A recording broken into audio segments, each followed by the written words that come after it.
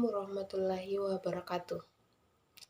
Perkenalkan, nama saya Rizky Asmira dengan NIM 2004030019 dari kelas MBS 5A akan menjawab pertanyaan. Pertanyaan UTS Manajemen Kinerja dalam bentuk video. Dengan soal pertama yaitu jelaskan pengertian yang pertama kinerja, kedua manajemen, ketiga keterkaitan manajemen dengan kinerja, keempat alasan pelaksanaan manajemen kinerja. Jawaban saya adalah kinerja. Dalam Kamus Besar Bahasa Indonesia, kinerja diartikan sebagai sesuatu yang ingin dicapai atau prestasi yang diperlihatkan dan kemampuan seseorang. Banyak batasan yang diberikan para ahli mengenai istilah kinerja, walaupun berbeda dalam tekanan rumusannya, namun secara prinsip kinerja adalah mengenai proses pencapaian hasil. Istilah kinerja berasal dari kata job, performance, atau presentasi kerja atau presentasi sesungguhnya yang dicapai oleh seseorang, sehingga dapat didefinisikan bahwa kinerja adalah hasil kerja secara kuantitas yang dicapai oleh seorang pegawai dalam melaksanakan tugasnya sesuai dengan tanggung jawab yang diberikan kepadanya. Yang kedua, manajemen. Manajemen merupakan aktivitas menata sumber daya organisasi ke arah pencapaian visi, misi, dan tujuan organisasi melalui kepemimpinan yang bijaksana dan sesuai dengan tingkat kedewasaan sumber daya manusia di dalamnya. Yang ketiga, keterkaitan manajemen dengan kinerja.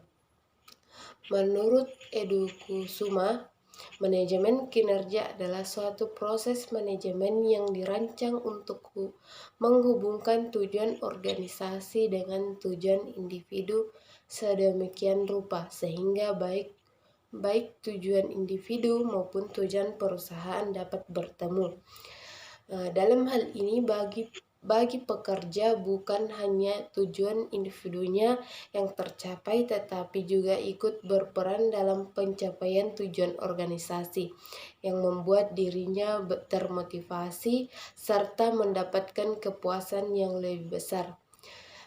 Secara mendasar, manajemen kinerja merupakan rangkaian kegiatan yang dimulai dari perencanaan kinerja, pemantauan atau peninjauan kinerja, penilaian kinerja, dan tindak lanjut berupa pemberian penghargaan dan hukuman.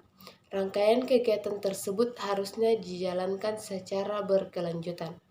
Yang keempat, alasan pelaksanaan manajemen kinerja. Ada beberapa alasan pelaksanaan manajemen kinerja. Pertama, setiap karyawan ingin memiliki penghasilan yang tinggi. Yang kedua, setiap karyawan ingin memiliki keahlian sesuai bidangnya. Yang keempat, setiap karyawan ingin berkembang karirnya. Yang kelima, kewajiban bagi pimpinan untuk meningkatkan penghasilan karyawan. Yang kelima, kewajiban bagi pimpinan untuk meningkatkan kinerja karyawan. Yang keenam, setiap karyawan ingin mendapatkan perlakuan adil atas hasil kerjanya. Yang ketujuh, bagi yang berprestasi berhak memperoleh penghargaan dan bagi yang melanggar aturan wajib diberi sanksi. Yang kedelapan, setiap institusi ingin bekerja secara efektif, efisien, dan produktif. Yang kesembilan, berakibat positif atau negatif tergantung dari kebijakan institusinya. Yang ke-10, mutu karyawan masih rendah dilihat dari kemampuan yang dimiliki sebagai akibat dari rendahnya tingkat pendidikan, rendahnya kesempatan mengikuti pelatihan, rendahnya etos kerja, dan mutu produk, pelayanan, dan atau hasil kerja masih rendah. Soal yang kedua yaitu jelaskan hubungan antara manusia dengan kinerja. Hubungan antara manajemen kinerja dengan manusia atau sumber daya organisasi utama adalah sumber daya manusia. Oleh karena itu, prestasi organisasi esensiasi tergantung dari manusianya. Kemampuan dan semangat kerja dipandang sebagai variabel yang mendukung terhadap prestasi kerja itu. Ada dua konsep yang dianut oleh manajemen dalam upaya meningkatkan prestasi kerja. Pertama, pengembangan sumber daya manusia. Yang kedua, berbasis kompetensi. Yang ketiga, pengembangan sumber daya manusia berbasis talenta atau bakat. Dalam kaitan ini, Snyder menjelaskan bahwa manusia adalah makhluk bertahan. Manusia merasa heran terhadap dan bertanya dan memberi jawaban. Jenis pertanyaan menentukan jenis ilmu yang membantunya untuk memperoleh jawaban. Manusia menjadi pokok bahasa banyak ilmu. Pertanyaan ketiga, Budi memiliki kompetensi akuntansi tetapi kinerjanya rendah. Coba Anda bahas masalah ini dan berikan solusinya menurut persepsi Anda. Menurut saya,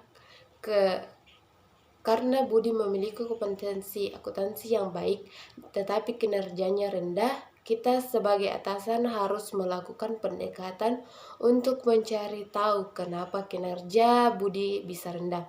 Dari pendekatan tersebut, kita bisa mengambil keputusan apa yang harus dilakukan untuk meningkatkan kinerja Budi. Contohnya, mungkin upah Budi kurang sehingga mempengaruhi kinerjanya. Kita juga harus selalu memperhatikan karyawan yang lain agar kinerja karyawan menjadi meningkat. Soal keempat, Budi memperoleh gaji yang tinggi tapi produktivitasnya rendah. Coba Anda bahas masalah ini dan solusinya menurut persepsi Anda.